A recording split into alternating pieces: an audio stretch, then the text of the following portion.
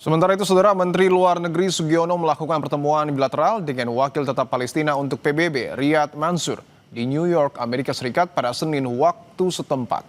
Sugiono menegaskan dukungan penuh Indonesia bagi perdamaian yang adil dan berkelanjutan melalui solusi dua negara. Sugiono juga menyampaikan rencana partisipasi Presiden Prabowo Subianto dalam pertemuan Dewan Perdamaian di Washington DC pekan ini bersama sejumlah pemimpin dunia.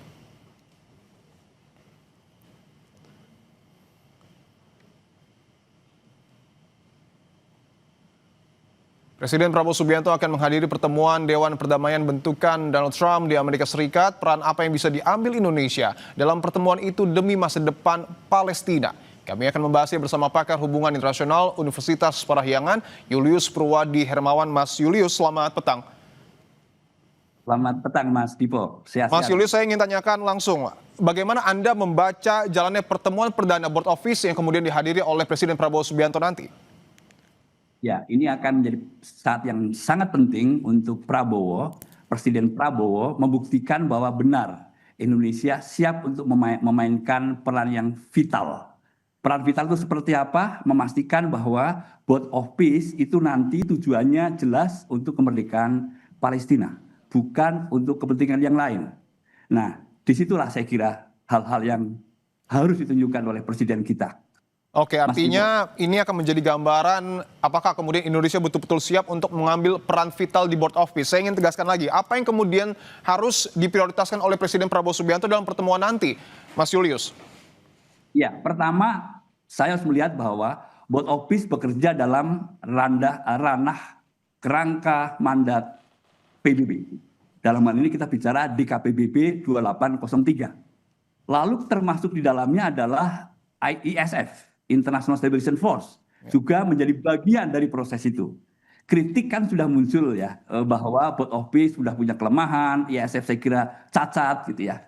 Nah, Presiden kita tetap bersikukuh gitu. Ini adalah satu-satunya ruang yang tersedia bagi Indonesia untuk membuktikan kita bisa berperan untuk bangsa Palestina. Dan ini menurut saya itu saatnya. Jadi di dalam pertemuan itu gitu harusnya Pak Prabowo akan menyampaikan begini. Pastikan ini dalam kerangka mandat PBB. Oke. Yang kedua, menurut saya rambu-rambu yang kedua tentu saja adalah tujuannya two state solution, bukan one state solution. Saya kira itu dua kunci utama, Mas Dipo. Oke, two state solution ini yang kemudian betul-betul harus didorong oleh negara kita. Tapi pertanyaannya bagaimana Indonesia bisa memastikan solusi dua negara ini bisa dipahami oleh negara anggota Dewan Perdamaian khususnya Amerika Serikat dan tidak terkecuali Israel yang kemudian juga sudah bergabung? Ya, ada strategi menurut saya. Pertama, bertemulah dengan like-minded countries. Ingat, di situ ada Turki, ada Yordania, ada Arab Saudi. Mereka kan sebenarnya punya ide yang sama tentang bagaimana seharusnya kita bisa membangun perdamaian untuk orang-orang Palestina. Bertemulah dengan mereka, jangan bermain dengan individual. Saya nggak membayangkan seorang Presiden Prabowo bisa memenangkan negosiasi terkait dengan Board of Peace, terkait dengan pembentukan ISF kalau bermain sendiri. Mas Dipo, itu pandangan saya. Oke, apakah itu hal yang kemudian akan menjadi strategi utama menurut Anda yang kemudian akan digunakan oleh Presiden Prabowo Subianto atau mungkin ada opsi-opsi lain, Mas Julius? Ya, sayang kita tidak mendengar ya bahwa setelah dilakukan kajian yang mendalam sudah dirumuskan strategi yang holistik gitu ya. Kecuali kita mendengar bahwa Board of Peace dan ISF itu satu-satunya solusi yang tersedia untuk bangsa Palestina. Saya agak khawatir kita tidak punya strategi gitu.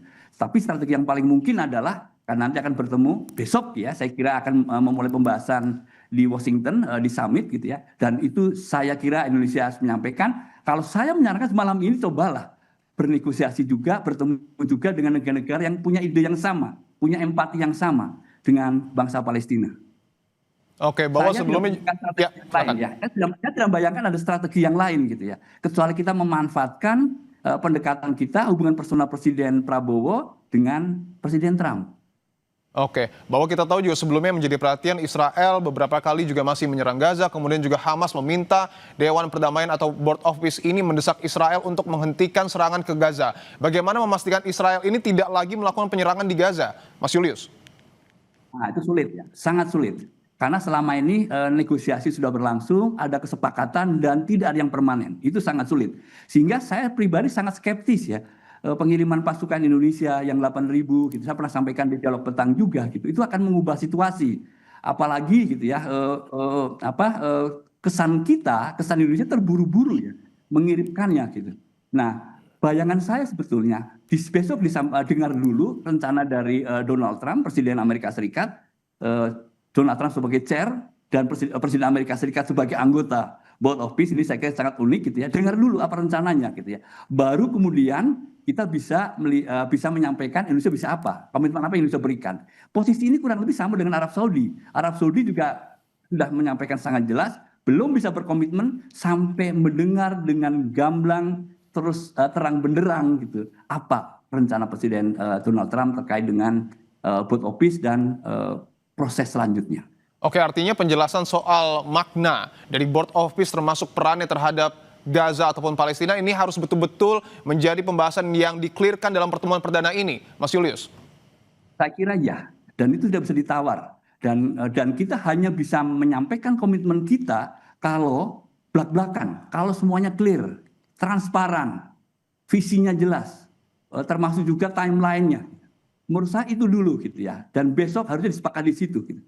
Mas Dipo, saya sendiri jujur skeptis ya. Saya harus sampaikan juga. Bisa nggak Indonesia menyampaikan itu gitu, meminta itu gitu. Clearance, sesuatu yang transparan dari Presiden Donald Trump untuk apa sih sebetulnya rencana yang akan dilakukan terkait dengan rekonstruksi di Gaza. Oke, di sisi lain juga Menlu sudah bertemu dengan wakil tetap Palestina untuk PBB. Anda membacanya seperti apa pertemuan ini? Ya, wakil Palestina sangat jelas bahwa semua proses perdamaian di Palestina, termasuk di Gaza, itu harus dalam mandat PBB. Itu clear sekali gitu. Dan saya berharap pertemuan Menteri Luar Negeri kita dengan perwakilan dari Palestina itu juga clear, terang benderang. Dan seharusnya dengan saya, Pak Menteri juga mencatat dengan baik. Lalu kemudian besok akan disampaikan oleh Presiden kita bahwa ayo kita bicara sesuai dengan track multilateralisme. Mandat harus jelas. Mas Dipo. Oke, artinya tidak hanya BOP tetapi juga melalui PBB, Indonesia masih terus bisa bersuara untuk kemudian menyatakan sikapnya untuk mendukung Palestina. Ya, sayangnya sekarang jalurnya kan terpisah ya. BOP itu sendiri, lalu kemudian PBB terpisah gitu.